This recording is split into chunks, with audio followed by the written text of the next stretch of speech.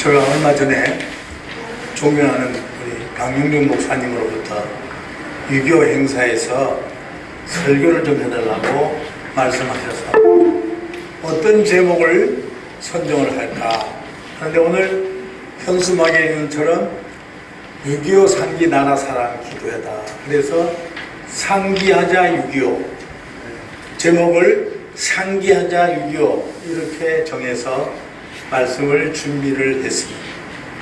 우리는 이 상기하자 6.25 무엇을 상기해야 되고 왜 상기해야 되고 이것을 좀 오늘 먼저 살펴봤으면 좋겠다 그런 생각이 들었습니다.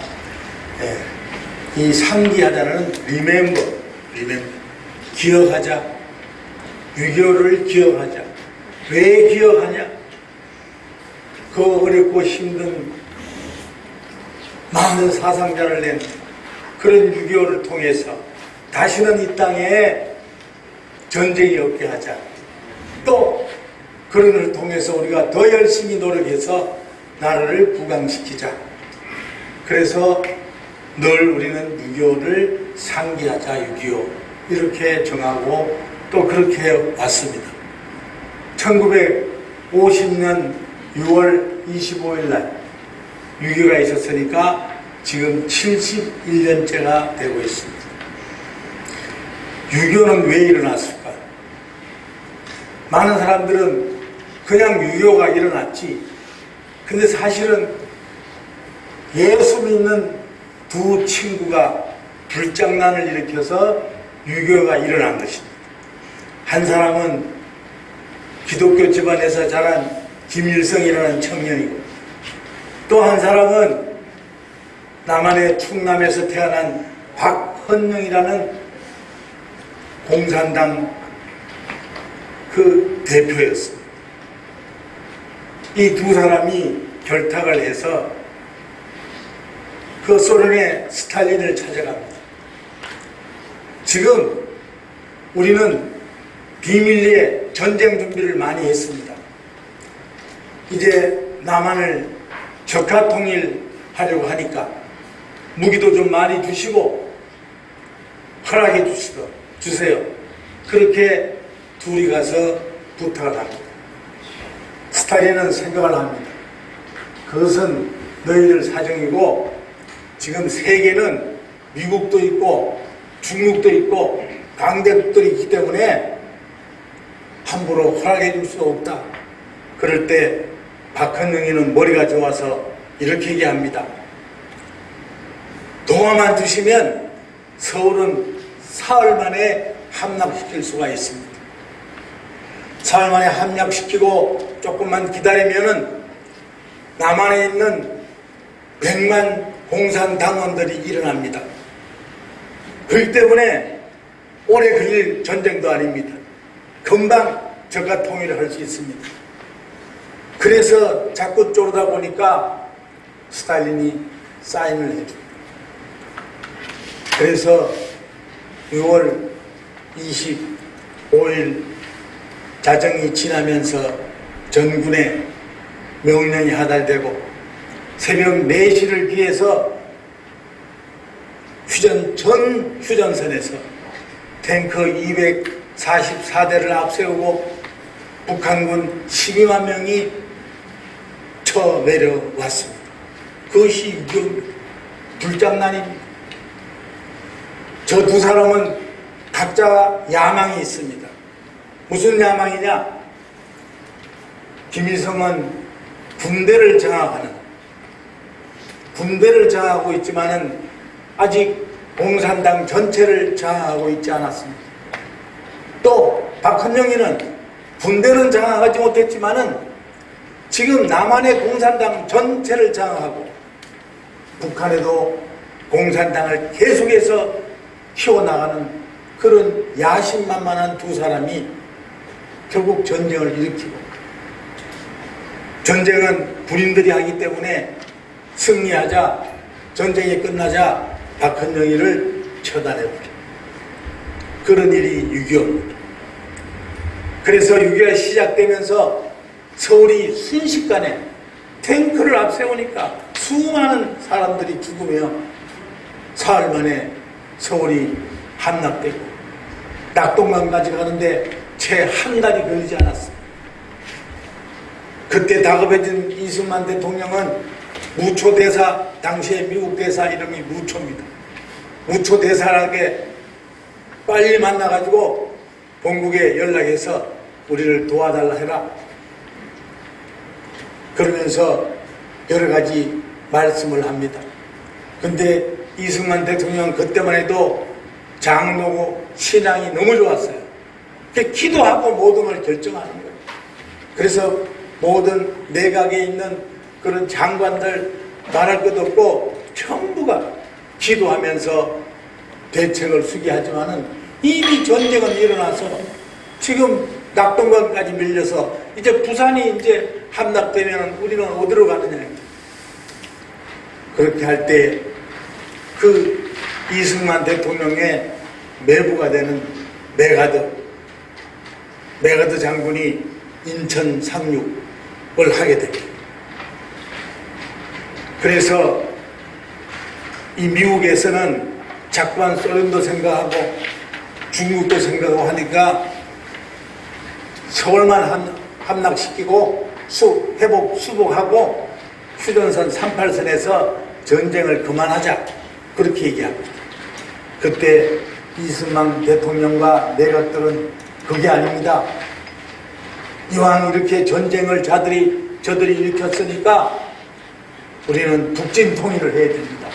그렇게 간곡하게 부탁을 하니까 메가드는 승낙하고 압록강까지 올라간 거예요. 그래서 이제는 됐다, 다 됐다고 할 때에 중공군들이 밀려와 소위 말하는 인의 전술, 벌떼와 같이. 그런데 중국 그 많은 인구가 얼마나 많습니까? 그러니까 아무나 그냥 총 들겨서 밀고 나오니까 이걸 뭘 감당할 수가 없는 거예요. 그래서 다시 일사후퇴라는 그런 어려움이 온 것이죠. 일사후퇴가 돼서 다시 또 서울이 또 함락됐습니다. 점령됐습니다. 그런데 하나님이 도우셔서 그 기간 동안에 유엔 분들이 들어오고 또 우리 한국 분들도 무기를 정비해 가지고 다시 북진을 하는데 많이 올라가지 못하고 38선에서 늘 이겼다 졌다. 오늘 피동민 목사님께서 말씀하신 대로 그런 전선에서 백마고지 수많은 전선에서 우리의 젊은이들이 죽어갔다는 거예요. 그래서 6.25 때 우리나라 군인들 인명피해가 얼마나 났느냐. 60만 명이 죽었어요. 또한 백성들, 일반 국민들이 100만이나 죽었습니다. 그런데 그 숫자가 남북한이 비슷합니다. 오늘 본문의 말씀에 보면 전쟁은 누구에게 있다고요?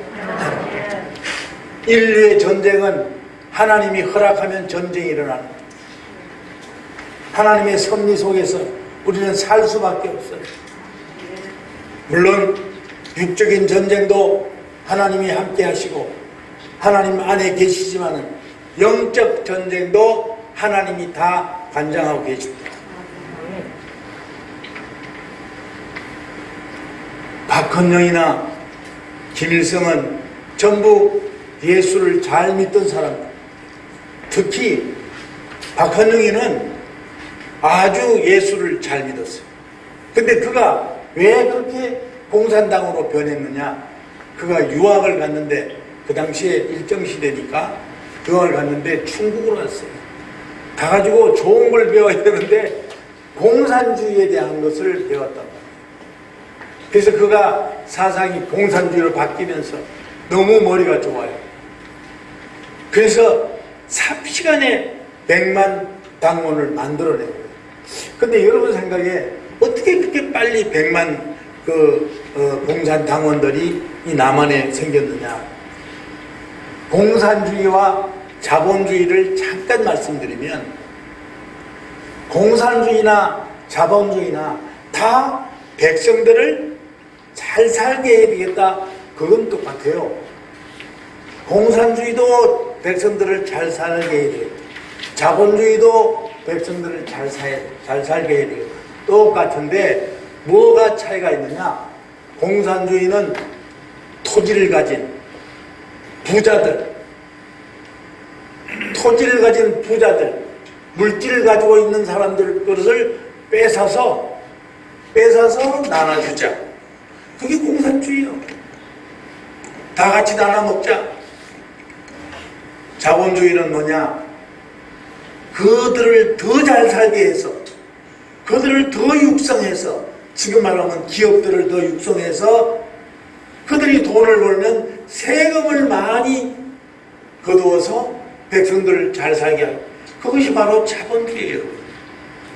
그러니까 공산주의는 투쟁을 할 수밖에 없고, 투쟁을 하기 위해서 그 지도자들 얼마가 너무나 잘 살게 되는, 부자가 되는 그런 일들이 생기는 거예요.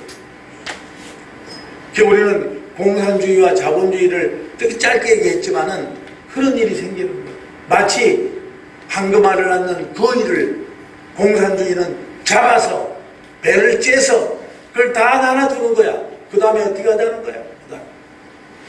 그래서 공산주의가 자꾸 망하고 있고, 이제 마지막 남은 것은 얼마 없다 이거지.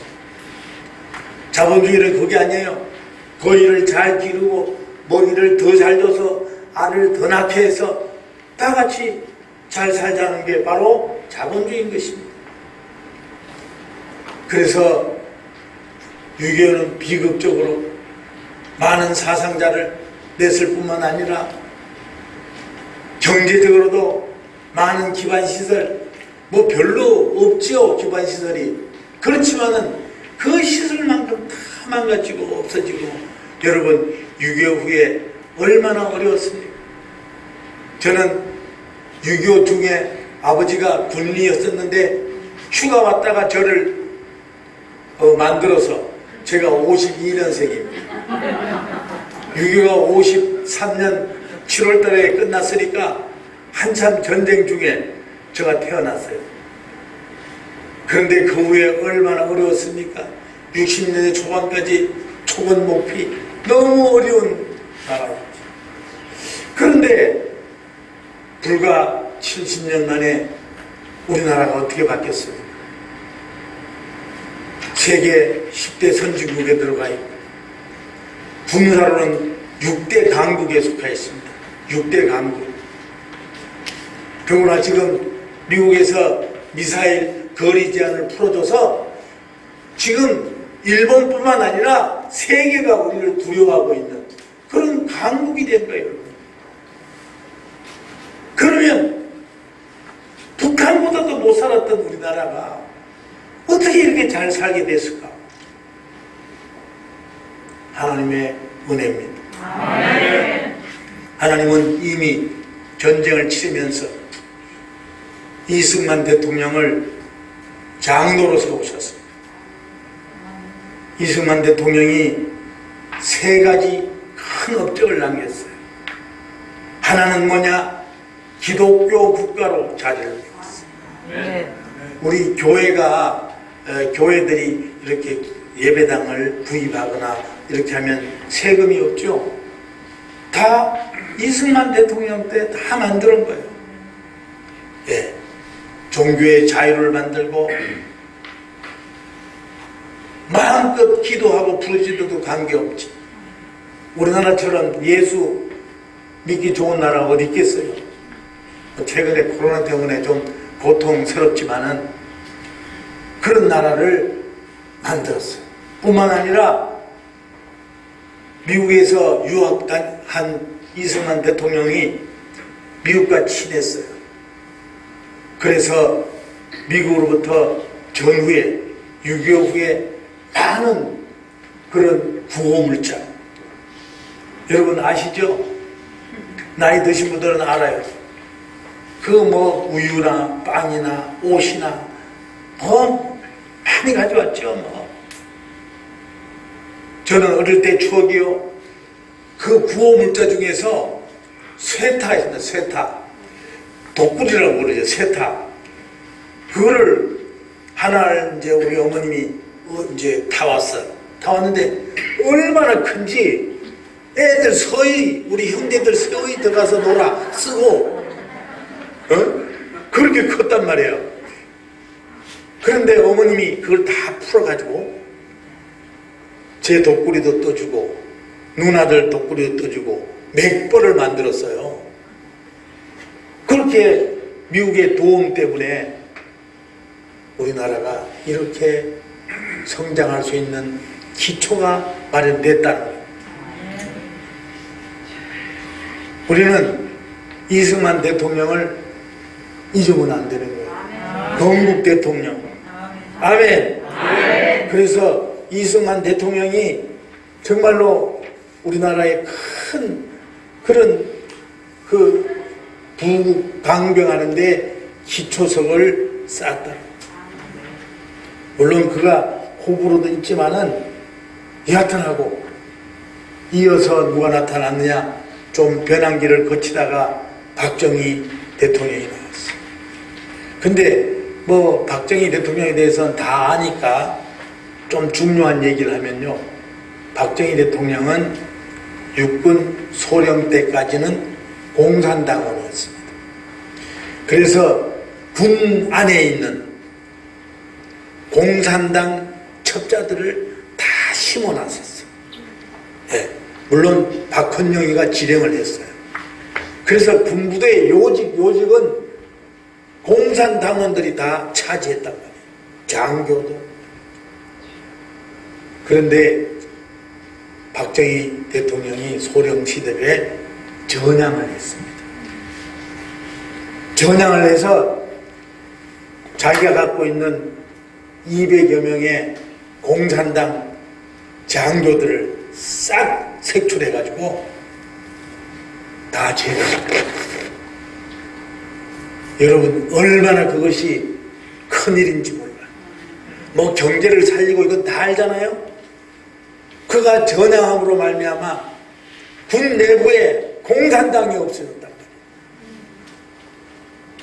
그래서 38선 이남 반이라도 우리가 차지해서 이렇게 평안을 누리고 잘 살 수 있는 그런 기틀이 또 그런 원인의 하나로 작용을 했다는 거예요. 그런데 우리는 이렇게 보이는 전쟁은 하나님에 속한 것이지만은 우리의 영적 전쟁은 어떨까? 그렇게 우리나라 우리 신앙의 선배들이 기도하면서 저는 듣기만 했습니다마는 한강변에 모이면은 수천 명씩 기도하고, 여의도에서 빌리그램 목사 왔을 때 100만 이상이 참석하고, 그러면서 우리나라가 교회가 부흥해서 1200만 성도가 됐다고 여러분 다 들었죠? 근데 어느덧 자꾸만 영적 무장들이 나태해지고 풀려서 이제는 800만이 될지 600만이 될지 모른다고 하잖아요. 왜 그러냐? 영적으로 우리가 죽어 있다는 거예요. 하나님이 이 나라를 지켜주셨고 전쟁은 하나님에 속한 것이고 하나님이 우리를 축복해 주셔서 그 많은 선진들의 기도 때문에 우리가 이렇게 잘 살고 있는데 그걸 다 잊어버리고 있다. 우리도 원래 잘 살았어. 우리는 원래 비대를 써야 돼. 우리는 아파트에 살아야 돼. 잊어버려. 리멤버. 그걸 기억해야 돼. 여기 모이신 정말로 목회자님들 또 일반 성도님들 잘 생각해 보세요. 여러분들이 지금까지 온 것 다 하나님의 은혜 아니냐? 한때는 그 불같이 뜨거움도 체험하고 기적을 체험하며 다 다 그렇게 체험을 하게 돼 있어요. 시간이 지나면서 좀 괜찮아지고 편해지면 다 잊어버린다. 상기하자. 6.25 상기하자. 나에게 주신 하나님의 은혜. 아멘. 아멘. 우리는 그것이 큰 축복일 수도 있고 큰 기적일 수도 있지만은 큰 슬픔일 수도 있는 거예요. 미국이 진주만을 기억하라. 일본군들이 몰래 가서 참으로 진주만에 있는 미국의 군함들을 침몰시키고 태평양 전쟁에서 미국이 잘못하면은 일본에 먹힐 뻔했던 사건입니다. 그래서 미국은 늘 진주만을 기억하라. 진주만을 기억하라. 이승만 대통령이 또 한 가지 잘하신 정책이 있는데 반공 교육을 철저하게 가르쳤다는 거예요. 뭐 나이 드신 분들 알지만 우리 학교 초등학교 옛날 국민학교 다닐 때요 포스터를 그려오라 하면 공산당을 어떻게 그려요 여러분? 공산당을 오랑캐라고 하면서 손가락에 털이 숭숭 나고 팔에 손톱이 삐죽하고 아주 이렇게 그런 그림을 그린 그 기억이 나는 분도 계신가 몰라. 공산당을 그리는 거예요. 그래서 그 교육을 받은 이승복 어린이가 삼척에서 무장공비들이 올라왔을 때 나는 공산당이 싫어요 하면서 죽어간 사실. 우리 그 무안에 문중경 전도사 기념관이 있습니다. 우리 지선여에서 얼마 전에 다녀갔죠. 그 문중경 전도사는 당시 그 증도라는 섬에서 목회를 하고 있다가 잠시 목포로 나왔어요. 목포 이상봉 목사님이 계신 데서 전도사로 잠깐 있었는데 이제 그 공비들이 중도에 와서 예수 믿는 사람들을 다 잡아 죽이는 거예요. 그것도 어떻게 잡아 죽이느냐? 누가 예수 믿는 줄 모르잖아요. 그러니까 그 동네에 있는 쉽게 말하면 건달들이 저 사람 찍어주니까 그 사람들 다 끌고 나와서 모래사장에서 죽창으로 찔러 죽이고 막 그럽니다.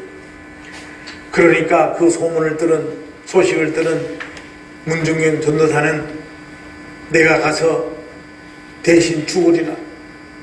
이상봉 목사님이 말립니다. 너는 지금 가서 전도사님은 가면 죽어.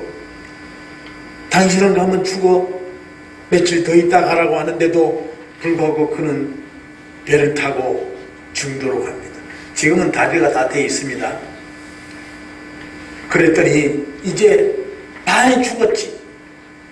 그리고 또 잡혀서 죽어가는 그런 성도들이 있는데 다 알지요. 그럴 때 한 청년을 끌어내서 또 죽이려 할 때 저는 죄가 없고 내가한테 죄가 있다. 나를 잡아 죽여라. 그리고 저 사람들은 풀어주라. 그럴 때 그 공산당원이 뭘 하냐? 저녀는 씨암탉이라는 거예요. 알을 많이 깐다는 거예요. 공산당의 초대 대표가 그 기독교인이었는데 참 이게 생각해도 마음이 아픕니다. 김일성이도 기독교인이었어. 우리가 얼마나 정말로 우리 후진들을 잘 지도해야 되는가 오늘 여러분 도전 받으시기 바랍니다. 네. 그래서 그가 죽장에 찔려서 죽는 그런 순교자입니다. 우리나라는 순교의 피가 너무 흘렀습니다. 서울에 절두산이라고 있습니다. 한강변에.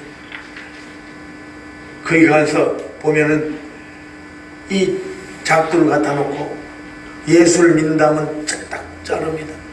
그러면 머리가 떨어져서 한강 밑으로, 절벽 밑으로 굴러떨어져. 수많은 선교사들, 수많은 믿음의 선진들이 나는 예수를 믿습니다 하고 잘려나가는 그 순교의 피, 그 피를 통해서 우리가 이만큼 잘 살게 돼요. 여러분은 상기할 게 뭐가 있습니까? 여러분의 마음속에는 정말로 내가 이것은 하나님의 은혜로서 잊지 않느냐 하리라, 그런 내용이 뭐가 있습니까?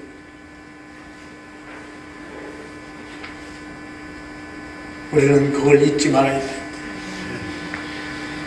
보이는 유교도 잊지 말아야 되지만 우리의 신앙을 붙들고 우리를 정말로 하나님의 도구로 사용하기 위해서 우리 마음속에 무엇을 상기해야 되는가 오늘 다시 한번 느끼는 그런 시간이 되기를 원합니다. 아멘. 아멘. 우리는 성경에 보면요, 하나님의 은혜를 잊지 말라는 말씀이 시편 136편 1절에 보면 여호와께 감사하라, 그는 선하시며 인자심이 영원하미라 하면서 쭉 내용이 뭐냐면 홍해를 가르신 하나님께 감사하라, 광야를 건너게 하신 하나님께 감사하라, 나를 여기까지 인도하신 하나님께 감사하라. 감사할 때에 그 감사는 상기함으로 일어나는 것입니다. 600만 유대인들이 가스실에서 죽고, 그래서 그 가스실을 매입을 해서, 독가스실 매입을 해서 견학을 시킵니다. 유대인들에게는 그 가스실이 유교인 것이에요. 다윗은 우리 안에 밧세바를 탐했지만은 나중에 다윗은 왕궁에서 그 집을, 우리의 집을 내려다볼 때마다 그런 마음에 죄책감을 가지고 늘 기도한 사람이 다윗입니다. 히스기야 왕은 다 죽어갈 때에 아버지 앞에 목숨을 걸고 기도해서 내가 내 눈물을 보았고 내 기도를 들었다고 하는 그 말씀을 늘 기억하면서 상기하면서 그의 남은 생을 주를 위해 살았다. 우리는 성경에 보면 과거에 하나님이 도와주시고 나를 인도하신 것 늘 감사하면서 또 잘못된 것은 늘 회개하면서 살아가는 그런 선지자들을 많이 봅니다. 아브라함은 이삭을 번제단에서 살리게 하신 하나님, 아브라함아 아브라함아, 그는 평생 그것을 기억하면서 하나님께 감사하면서 살죠. 야곱은 약복강에서 환도를 바치는 그런 기도 속에서 하나님을 만나자. 그는 평생에 약복강을 생각하면서 그게 야곱에게는 유교였던 것이. 근데 신약시대에 우리 사도 베드로를 봅시다. 베드로는 예수님 부활하신 후에 세 가지 유교가 있었어요. 첫째는 뭐냐? 닭울음소리. 닭울음소리가 하루만 좀 울었으면 좋겠는데, 하루만 그냥 회개하고 말 텐데, 닭울음소리는 매일 새벽에 울어서 그를 새벽 예배를 빠지지 않게 하고, 새벽 예배는 할 때마다 그는 부인했던 생각이 나서 눈물로 회개하는 거야. 뿐만 아니라 하나님은 베드로에게 하루 새벽 한 번까지 안 되겠다. 그래서 그 제사장의 뜰에서 그 새벽 추울 때 피운 그 불빛을 안드라키아라 합니다. 불빛을 볼 때마다 그 예수님을 저주까지 한 그 생각이 늘 떠옵니다. 이 불빛은 하루에 밥 먹을 때마다 불을 피워야 돼.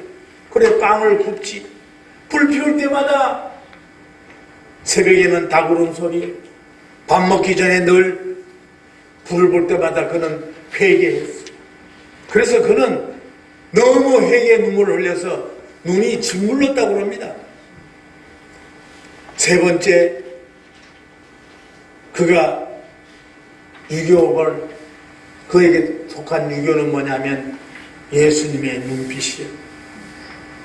마지막 세 번째 부인하면서 저주까지 끝냈을 때에 예수님이 쳐다보고, 예수님이 베드로야 하고 쳐다보는 그 눈빛이, 기도할 때마다 우리는 누구한테 기도합니까? 주님을 바라보며 기도하는데 주님의 눈빛이 기도할 때마다 그 나를 바라보는 눈빛이 있으니 베드로는 기도할 때마다 회개의 눈물을 흘리지 아니할 수 없어요. 눈물의 베드로, 회개의 베드로, 설교할 때도 눈물로 설교, 3,000명씩 6,000명씩 세례받는 그런 역사가, 기적이 일어났답니다. 지금 우리는 한국교회 특별히 이렇게 무너지고 있습니다.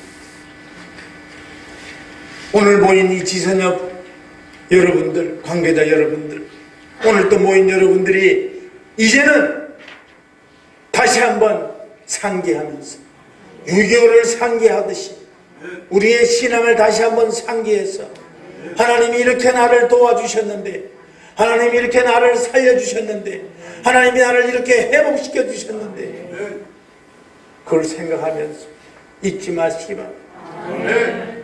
Remember, 잊지 말아야 되는 거죠. 그래서 이 지선협이 한국 교계를 움직이고 세계의 교계를 움직여내는 훌륭한 지선협으로 자라기를 예수를 축원합니다. 아멘. 화평방송 구독, 좋아요 부탁드립니다. 감사합니다.